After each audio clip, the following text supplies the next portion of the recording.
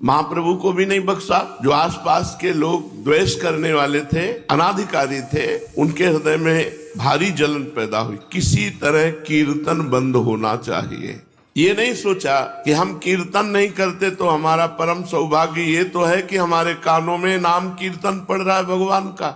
जो गति कीर्तन करने वालों की होती है वही गति कीर्तन सुनने वालों की होती है। जो कथन का फल है वही श्रवण का फल है। जो भावुक लोग थे उनके हृदय में संकीर्तन को देखने की उत्सुकता उत्पन्न हुई। ये नियम बहुत दोनों को अखरने लगा। जो अनाधिकारी द्वेष भाव रखने वाले थे उनके हृदय में तो अखरने लगा कि पूरी रात ढोल पीटते हैं, जान पीटते हैं, नींद नहीं आती। जो अधिकारी भावुक जन थे उनको कि बस चयन किए हुए भक्त जनों को अंदर कर लिया और दरवाजा बंद कर लिया। ये क्या है? अरे खुला कीर्तन करो जिससे हम भी आनंदित हो। दोनों भाव वालों को झुंझलाहट पैदा हो गई।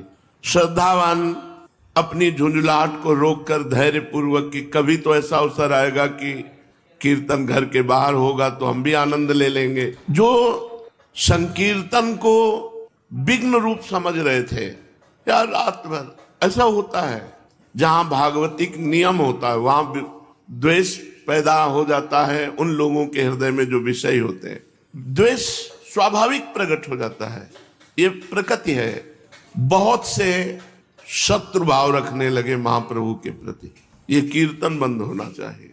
वैष्णवों को देखते ही रुद्र दृष्टि से जहां शाम हुई, ढोल मंजीर आदि लेकर वैष्णव जन एकत्रित होने लगे श्रीवास के घर में। तो जो विद्वेषी थे उनके हृदय में जलन पैदा हुई कि किसी तरह कीर्तन बंद होना चाहिए। अब ऐसे लोग संकीर्तन का विरुद्ध प्रचार करने लगे और भगवान की इस प्रकृति में सबको सपोर्ट मिलता है। सबको देखो, देश रक्षा के लिए प्राण समर्पित करने वाले राष्ट्र सैनिक बनने का उत्साह रखते हैं तो आतंकवाद में भी प्राण समर्पित करने वाले हैं, उनकी भी फौज है। ये प्रकृति ऐसी है कि सबका सपोर्ट कर देती है। अब वो लोग शुरू हुए कि अरे पूरी रात भर न जाने क्या क्या होता है श्रीवास के घर में। शाम से भक्तजन ही अंदर जाते थे और वहां प्रचार प्रसार होने लगा। क्या क्या होता है? विरुद्ध प्रचार। संकीर्तन को बंद कराने के लिए बुरे बुरे भाव प्रकाशित किए गए। सब कुछ होता है वहां, बुरे बुरे भाव प्रकाशित हुए। नियम, प्राण चाहे चला जाए, तभी कहा अद्यैव वा मरणमस्तु युगांतरे वा, आज मरूं या हजारों वर्ष बाद मरूं, इसकी कोई परवाह नहीं, नियम नहीं टूटने वाला। अब वो बुरे बुरे प्रचार प्रसार करने लगे।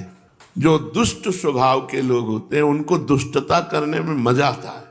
दूसरे की बुराई करने वाले को अगला जन्म चमगादड़ का मिलता है, उल्टा टंगा रहता है। पर उनको बुराई करने में ऐसा लगता है जैसे राष्ट्रपति पद मिल रहा हो। चार लोग सुनने वाले हों और उनको बुराई करने का अवसर मिले तो इतने खुश होते हैं मानो नृपति बन गए हो। वो दुष्ट स्वभाव के लोग, कीर्तन बंद होना चाहिए।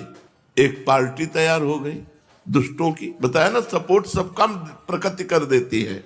अभी आप कोई विरुद्ध भाव प्रकाशित कीजिए तो आपको सैकड़ों मिल जाएंगे सपोर्ट करने वाले, और सद्भाव प्रकाशित करो तो उसके भी है। प्रकृति सबको सपोर्ट कर देती है।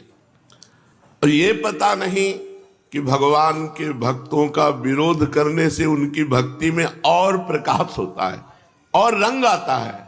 दुष्टों को पता नहीं होता। दुष्टों को लगता है मैं विरोध करूंगा तो इनका अपयश होगा, इनकी हानि होगी। तो कई बार सत्संग में बताया है कि दुष्ट रूपी डंडा के ऊपर भक्त रूपी झंडा फहराता है। अगर मीरा जी के देवर ने प्रतिकूलता न प्रकट की होती तो मीरा जी की महान भक्ति का हम लोग अनुभव न कर पाते। अगर प्रहलाद जी के पिता हिरण्यकश्यप ने विरोध प्रकट न किया होता तो प्रहलाद जी की भक्ति का प्रकाश हम लोग नहीं समझ पाते। संकीर्तन के विरुद्ध प्रचार होने लगा। संकीर्तन बंद होना चाहिए, यहाँ बुरे बुरे काम होते हैं, ऐसा प्रचार होने। भक्त भगवान के भरोसे होता है। अरे जमाने जोर लगा ले, कितना जोर लगाएगा, भक्त और भगवान का झंडा कभी न झुकने पाएगा। विरोधियों के विरोध का और मंगल स्वरूप प्रकट हुआ। क्या मंगल स्वरूप? महाप्रभु को जोश आ गया। भक्तों को भयभीत देख करके महाप्रभु के हृदय में विश्वव्यापी संकीर्तन को फैलाने का। नहीं तो हो सकता था कि कई वर्षों चलता रहता दरवाजा बंद करके कीर्तन, लेकिन कीर्तन के विरोध ने कीर्तन को विश्वव्यापी बना दिया। भक्तजन और आनंदित होते हैं जब विरोध होता है। देखते हैं श्री जी क्या करते हैं, देखते हैं प्रभु क्या करते हैं। इनका कोई मंगलय विधान है और जब परिणाम निकल के आता है तो परम मंगल विधान। देखो यहां कीर्तन का विरोध, भारी विरोध शुरू हो गया। संकीर्तन विरोधियों ने संकीर्तन की पहले निंदा की, फिर रोकने का उपाय सब मिलकर सोचा कि क्या उपाय हो सकता है कीर्तन बंद हो जाए। संकीर्तन के विरुद्ध निंदा करना और ये उपाय सोचना किस तरह से इन भक्तों को भय प्राप्त हो जाए और ये कीर्तन बंद कर दे। महाप्रभु को इसकी कोई परवाह नहीं। श्री कृष्ण संकीर्तन में सदा संलग्न रहने लगे। सैकड़ों लोग विरोधी हो गए कीर्तन के। रात्रि भर संकीर्तन होता, भक्तगण जोर से हरि बोल की ध्वनि करते। आसपास के लोग दुष्टों के संग में हो गए, क्योंकि नींद नहीं, नींद में दखल पड़ता। भांति भांति से कीर्तन के विरुद्ध भाव फैलाने लगे। कोई कहता ये लोग रात्रि भर ढोल पीटते हैं, चिल्लाते हैं, नींद नहीं आती, सोना आराम कर दिया। कोई कहता है योग तपस्या ज्ञान तो कुछ जानते नहीं है, इकट्ठे हो गए बोल चिल्लाते हैं। चिल्लाना ही ये भक्ति समझते हैं। कोई बीच में कहता जी पूरी हत्या की जड़ तो ये श्रीवास है, ये भीख की रोटी खाता है और रात्रि भर अपने घर में कीर्तन कराता है, पूरा मोहल्ला परेशान है। 10-20 लोग ऐसे बैठ गए कीर्तन का आनंद नहीं ले रहे, निंदा कर रहे हैं बैठकर, कीर्तन का विरोध की भावना। अब ये प्रचार प्रसार आपस में निंदा स्तुति का होते होते काजी के पास पहुंचा। कुछ लोगों ने काजी से रिपोर्ट की कि श्रीवास के घर रात्रि भर बड़ा उपद्रव होता है, वहां जो नहीं होना चाहिए वो भी होता है, आप इस पर दखल डालिए। अब दुष्टों को तो बड़ा आनंद हुआ। अब ये प्रचार करने लगे कि राजा की तरफ से कीर्तन करने वालों के लिए फौज भेजी गई है और वो आएंगे, कीर्तन करने वालों को बांध कर ले जाएंगे, सजा देंगे, जेल में डाल देंगे और श्रीवास का घर तो तोड़ फोड़ करके गंगा जी में बहा देंगे। कीर्तन करने वालों की अब खैर नहीं। ऐसे पूरे नवद्वीप में खबर फैल गई जब काजी को सूचना मिली। अब आई है नियम की परीक्षा की घड़ी। अब उनमें जो कुछ हल्के भाव वाले थे उन्होंने कहा भाई कृष्ण कृष्ण जपना तो हम जप लेंगे अब, लेकिन राजा के डंडे कौन खाएगा, जेल में कौन बंद होगा। तो श्रीवास जी के घर आना बंद कर दिया। उनमें जो कच्चे दिल वाले थे, भाई हम तो कीर्तन करते, हमारा तो कोई दोष नहीं, हम तो साफ कह देंगे कि हम भाई अब आज से कीर्तन में नहीं जाएंगे। और सही बात है, किवाड़ बंद करके कीर्तन करने की जरूरत क्या है। कुछ कमजोर दिल वाले जो थे वो उधर ही सपोर्ट में हो गए भयवश। ऐसा नहीं होना चाहिए। अच्छा, कुछ लोग होते हैं दो मुंह वाले, इधर भी मौजली उधर भी मौजली। दुष्टों की तरफ दुष्टता का सहयोग कर दिया, साधु की तरफ साधुता का। अरे आप कीर्तन करो, देखेंगे जो होगा। और बहुत अच्छा किया, रात भर कीर्तन करके जो है किसी को चैन नहीं लेने देते दोनों तरफ। तो ऐसे जो कुछ वो तो डर गए। कुछ लोगों ने कहा जब तक फौज ना आवे तब तक कीर्तन चालू रखो, फिर फौज आएगी तो देखा जाएगा। हिम्मती जो भक्तजन थे। कुछ ने कहा कि चलो काजी से जाके कहते हैं कीर्तन में स्त्रियों को भी अंदर ले जाते हैं। मालूम पड़ता है ये लोग शास्त्र विरुद्ध आचरण करने वाले वाम मार्गी। यहां तक ये लोग पता नहीं क्या सोच सकते हैं, कितना सोच सकते हैं विरोधी। और ये एक यही की बात नहीं कि कीर्तन, अब तो शिकायत करने वाले दुष्टों की छाती फूल गई। अपने अपने स्थान पर मुस्कुराते हुए लौट कर आए कि अब फौज आएगी, सबको बंदी बनाएगी, कीर्तन आज से बंद, चैन से सोने को मिलेगा। अब तो बाजार में नवद्वीप के संकीर्तन की अफवाह, कोई सही है कोई गलत है, कोई अब देखो इनको कर्मों का भोग भोगना पड़ेगा, अरे न जाने क्या बड़ा प्रपंच है। संसारी लोग कहते हैं ना कि भाई 100% में कुछ परसेंट तो सही होगा ही। ये दुष्ट लोग 100 में 100% ही पूरा का पूरा ऐसा दिखा देंगे जिसमें 1% सही नहीं है। अब महाप्रभु चैतन्य देव प्रभु के अवतार और भगवान नाम कीर्तन की जय हो रही, वहां कहीं कुछ अमंगल हो रहा, लेकिन इन दुष्टों ने ऐसा काजी को भरा कि कोई कहता अजी ये जोर जोर से हल्ला मचा रहे थे, भगवान नाराज हो गए, अब इनको दंड मिलेगा, बढ़िया है बढ़िया है, ऐसा लोग कहने लगे। कोई कहता अरे कहो तो अभी विरोध हो गया, नहीं आगे अकाल पड़ जाता। ऐसे ऐसे भी लोग ये पूरी रात जो हल्ला मचाते हैं, भगवान नाराज होकर अकाल पैदा कर देते, ये तो अच्छा हुआ विरोध हो गया। भगवान नाम कीर्तन से, नाम संकीर्तनम यस्य सर्व पाप प्रणाशनम। घट घट व्यापी अंतर्यामी, भगवान सब जानते हैं, तुम लोगों का मुख बंद कर देंगे। जो अच्छे हृदय वाले थे वो कहते भगवान सर्वांतर्यामी, वो सब जानते हैं, तुम लोग जो अफवाह उड़ा रहे हो, तुम लोगों का अच्छी तरह मुख बंद कर देंगे भगवान। उसी समय कोई हृदय की जलन मिटाने के लिए द्वेष बुद्धि से कहता भैया ये 2-4 दिन के अब ढोल नगाड़े हैं, ये सब बंद हो जाएंगे, अब काजी नाराज हो गया है। श्रीवास पंडित ने भी ये सब बातें सुनी। अब उनके मन में भय उत्पन्न हुआ, और गौड़ देश का राजा मुसलमानी था, बादशाह, हिंदू धर्म का विरोधी यवन, उनका हो सकता है वो हमारे धर्म को जानता नहीं है और उसका विरोध करके ये सब कर सकता है, राजा है। और हिंदू जनों ने ही जाकर के विरोध भाव शिकायत की, तो जरूर हो सकता है ऐसा। श्रीवास जी के मन में भय सताया। लोगों के मुख से ऐसी बातें सुनकर के प्रायः सब भक्तों के हृदय में डर घुस गया अंदर, क्योंकि यवन हिंदू धर्म विरोधी राजा है और हिंदू जन ही शिकायत कर रहे हैं, तो जरूर कोई न कोई उपद्रव। श्रीवास पंडित जी के पास आकर के सब भक्त जन सलाह करने लगे कि क्या करना चाहिए। कोई कोई तो कहने लगे अजी कुछ दिन के लिए बंद कर दो नाम कीर्तन, जब ये सब शांत हो जाए तब फिर शुरू कर देंगे। कोई कहते भैया अब तो हम तो जय श्री कृष्ण नवद्वीप ही छोड़ रहे हैं कुछ दिनों के लिए, जब सब शांत होगा तो लौट आएंगे, अब हम तो रिश्ते नातेदारों के आ जाएंगे, अब कीर्तन में नहीं आएंगे। उनकी बातें सुनकर श्रीवास पंडित ने कहा भाई अब जो होना होगा सो होगा, भगवान श्री हरि सबका भला करेंगे। हम श्री कृष्ण कीर्तन करते, कोई गलत काम तो नहीं करते ना, देखा जाएगा। अगर भगवान का नाम कीर्तन करने पर कष्ट आएगा, बंदी बनाए जाएंगे, मारे जाएंगे, तो हम वो सब सहेंगे। श्रीवास पंडित ने भक्तों को तो इस प्रकार समझा दिया, लेकिन अंदर अंदर वो भी भयभीत थे। उन्होंने अपने मनोगत भावों को प्रभु के सम्मुख प्रकट नहीं किया। प्रभु तो सबके भावों को समझने वाले थे। चैतन्य महाप्रभु ने सब भक्तों के भावों को देखा, सब डगमगा रहे हैं, यवन राजा के कारण सब भयभीत हो रहे हैं, इसलिए इनको निर्भय कैसे किया जाए। महाप्रभु विचार करने लगे। एक दिन प्रभु ने अपने संपूर्ण शरीर में सुगंधित चंदन लगाया, घुंघराले काले काले सुंदर बालों में सुगंधित तेल डाला, मूल्यवान स्वच्छ और महीन वस्त्र पहने, साथ में 2-4 भक्तों को लेकर गंगा किनारे की ओर चल पड़े। उनके अरुण अधर पान की लाली लगने से और भी अत्यधिक अरुण बन गए थे। नेत्रों में प्रसन्नता थी, मुख कमल शरद पूर्णिमा के चंद्रमा के समान खिला हुआ था।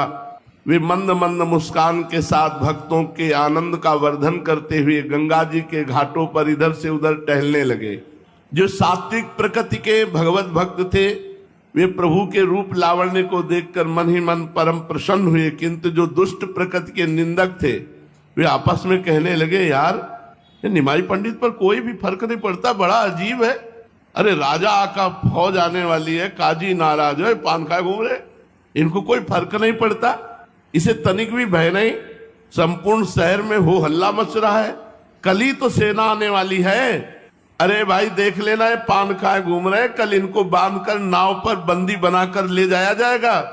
अभी तो राजपुत्र के समान बन ठन करके हंसते हुए घूम रहे। अरे यार इनके चेहरे पर सिकुड़न भी नहीं है, बड़े विचित्र है। कोई कोई कहता अजी सब बातें झूठी हैं, कोई फौज वौज नहीं आ रही, कोई नाव वाव नहीं आ रही, कोई सैनिक नहीं आ रहे, ये सब केवल अफवाह उड़ाई गई है। दूसरा कहता हाथ जोड़ करके नहीं नहीं साहब गप मत समझो, ये तो पक्की बात है कि यवन बादशाह की तरफ से फौज आ रही है। तो कोई कहता हाथ कंगने को आरसी क्या, अभी देख लेना कल ये सब बंदी बना दिए जाएंगे। इस प्रकार लोग भांति भांति से अपने अपने अनुमानों को प्रकट कर रहे थे। और महाप्रभु भक्तों के साथ आनंद में गंगा के किनारे विहरण कर रहे थे। इसी बीच प्रभु के पुराने परिचित पंडित गंगा जी पर संध्या वंदन करने के लिए आए। प्रभु को देखकर प्रणाम किया और आपस में वार्तालाप करने लगे। पंडितों ने कहा, निमाई पंडित सुन रहे, तुम्हें पकड़ने के लिए राजा की तरफ से सेना आ रही है। संपूर्ण शहर में बड़ी गर्म अफवाह है कि तुम सब बंदी बनाए जाओगे। यदि ऐसी ही बात है तो हमें लगता है कुछ दिन के लिए तुम नवद्वीप छोड़ दो, फिर आ जाना। अभी कहीं बाहर जाओ जिससे तुम्हें राजा के सैनिक बंदी बनाकर न ले जाएं। राजा के साथ विरोध करना ठीक नहीं, फिर ऐसे राजा के साथ जो हमारे धर्म को जानता ही नहीं, धर्म विरोधी है, यवन। समस्त पंडितों ने चैतन्य महाप्रभु को ये राय दी कि इस समय तुम्हें छोड़ करके चले जाना चाहिए, आगे जैसा समय आवे फिर देख लेना। प्रभु ने उपेक्षा के साथ कहा, अजी जो होगा सो देखा जाएगा। हम नवद्वीप छोड़कर तो कहीं नहीं जा सकते, और यदि तुम्हारी सलाह सही है तो हम नवद्वीप छोड़कर कहीं जाए, वो बादशाह कहीं से भी बंदी बनवा लेगा। हम तो गौड़ देश छोड़कर अब जाने वाले नहीं, यहीं रहेंगे। अगर भगवान हमें बंदी बनाना चाहते हैं, दुख देना चाहते हैं, तो हम उसे सहेंगे, कीर्तन बंद नहीं करेंगे, कीर्तन नहीं बंद होगा। और देखो, जब कोई धर्म से चलता है तो उसकी परीक्षा होती है, और दुख सहना ही धर्म की कसौटी है। हम सहेंगे, जो कुछ होगा देखेंगे। देखना है ये कि कौन कौन से भक्त इस समय इस प्रश्न में सही उत्तर देते हैं। परीक्षा की, धर्म की कसौटी पर कौन खरे उतरते हैं। ये सुनकर पंडित लोग चुप हो गए। प्रभु श्रीवास जी के मकान की ओर चले। श्रीवास पंडित के आराध्य देव थे नरसिंह भगवान। वे अपने पूजा गृह में बैठे हुए भयभीत नरसिंह भगवान की पूजा कर रहे थे, क्योंकि उन्हीं के घर में रोज कीर्तन होता था, और ये सब बातें बहुत जोर पकड़े हुए थे कि राजा आएंगे, राज सैनिक वो बंदी बनाकर इनके घर को तोड़ फोड़। तो वो बहुत भयभीत होकर, नरसिंह भगवान उनके आराध्य देव थे, तो उनकी पूजा कर रहे थे। इतने में दरवाजा खटखटाने की आवाज आई, और बड़े जोर से दरवाजा खटखटाया गया। वो डर गए कि हो सकता है राज सैनिक आ गए। किवाड़ों को इतनी जोर से कौन खड़खड़ा रहा है। उन्होंने पूछा, कौन? बाहर से आवाज आई, जिसका तुम पूजन कर रहे हो, वो जिसे अब तक तुम अप्रत्यक्ष मानकर पूजा करते थे, देख लो मैं वही आया हूं। ये सुनकर श्रीवास पंडित घबरा गए। क्या मतलब, मैं पूजा करता हूं नरसिंह भगवान की, तो क्या नरसिंह भगवान आ गए? उन्होंने डरते डरते किवाड़ खोले। इतने में देखा क्या, अद्भुत रूप लावण्य से युक्त सचिनंदन विश्वंभर चैतन्य महाप्रभु जे भी दरवाजा खुला, भावावेश में जाकर पूजा गृह की ओर गए और पूजा के सिंहासन की सब सामग्री हटाकर बैठ गए। श्रीवास को दिखाई देने लगा मानो स्वयं विश्वंभर भगवान नरसिंह देव।